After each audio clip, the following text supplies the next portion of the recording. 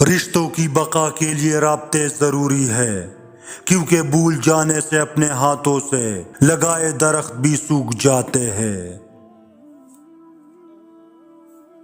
ساتھ صرف رب دیتا ہے، ساری برائیاں جان کر بھی۔ کچھ بھی کبھی بھی بے وجہ نہیں ہوتا، ہر غصے اور ہر رویے کے پیچھے کوئی نہ کوئی وجہ ضرور چھپی ہوتی ہے، اور جو اس وجہ کو جان لے وہی آپ کے ساتھ زندگی گزار سکتا ہے۔ کپڑے جسم کو ڈھانپ لیتے ہیں، مگر گفتگو ایک پل میں انسان کی اوقات دکھا دیتی ہے۔ کچھ تکلیفوں پر خاموش رہنا آسان نہیں ہوتا۔ محبت اور عزت کے لیے جھک جائے، لیکن جھک کر محبت اور عزت نہ مانگے۔ سب کے ساتھ اچھے سے رہیے، الوداعی لمحے کا کوئی وقت نہیں ہوتا۔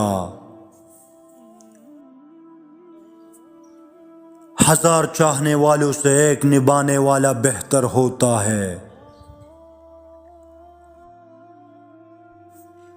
اللہ اور انسان کے درمیان رمضان تو عشق بن کے آتا ہے۔ پرسکون رہنا نفس کی سب سے بڑی کامیابی ہے۔ اللہ سے معافی چاہتے ہو تو لوگوں کو معاف کر دو۔ دکھاوے کی حد تک ہر شخص بہترین ہے،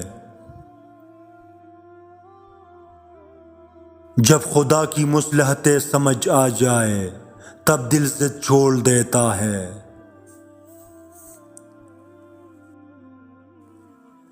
کوئی بھی چیز دل کو ایسے زندہ نہیں کرتی جیسے قرآن پاک کرتا ہے۔ تین چیزیں ایک ہی جگہ پرورش پاتی ہے، پھول، کانٹے، خوشبو۔ تین چیزوں کو کبھی چھوٹا نہ سمجھنا، قرض، فرض، مرض۔ تین چیزوں کو ہمیشہ پاک رکھو، جسم، لباس، خیالات۔ تین چیزوں کو ہمیشہ قابو میں رکھو، زبان، غصہ، نفس۔ تین چیزوں سے پرہیز کرو، حسد، غیبت، چغل خوری۔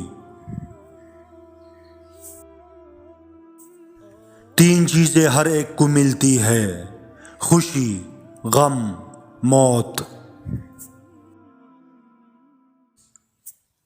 تین چیزیں ہمیشہ واپس نہیں آتی، زندگی، وقت، جوانی۔ تین چیزوں کو ہمیشہ حاصل کرو، علم، اخلاق، ہنر۔ تین چیزوں کو ہمیشہ یاد رکھو، نعمت، احسان، موت۔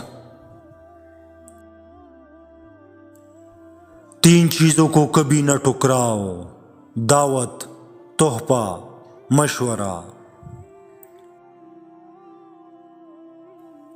حضرت علی نے فرمایا تھا، کسی کے منہ پر بے عزتی کرنا اسے قتل کر دینے کے برابر ہے۔ من چاہے شخص کی نظر اندازی اور بے وفائی کو کیسے محبت میں بدلے۔ اس کو اپنی کامیابی سے متاثر کرو، اتنی محنت کرو کہ تمہاری کامیابی شور مچائے۔ خود کو کسی کی نظر میں بڑا دیکھنے کے لیے محنت کرو، لوگ خود ہی آپ سے متاثر ہو جائیں گے۔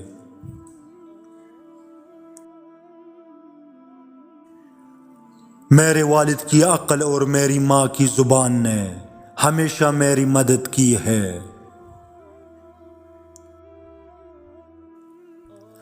اگر سادہ یا پرانے کپڑے پہننے سے عزت میں کمی آتی تو 17 پیوند لگی قمیص والے حضرت عمر 22 لاکھ مربع میل کے حکمران نہ بنتے۔